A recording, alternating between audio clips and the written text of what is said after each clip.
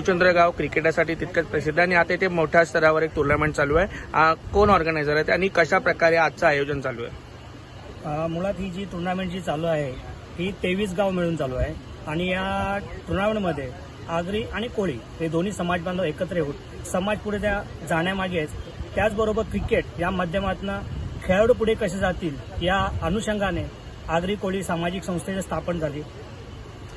खेळाडूबद्दल बोललात, अभि आताच ISPL चालू झाली आहे। IPLच्या धर्तीवर एकीकडे ISPL चालू होत आहे आणि रायगड पट्टा जो असा जिकडे भरपूर मोठ्या प्रमाणात क्रिकेट खेळलं जातं, टेनिस क्रिकेट।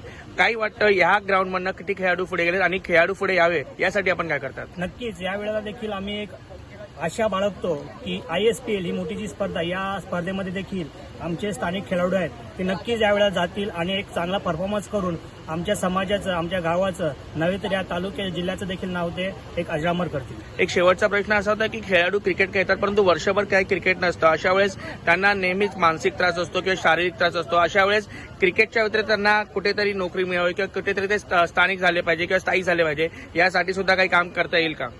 नक्कीच।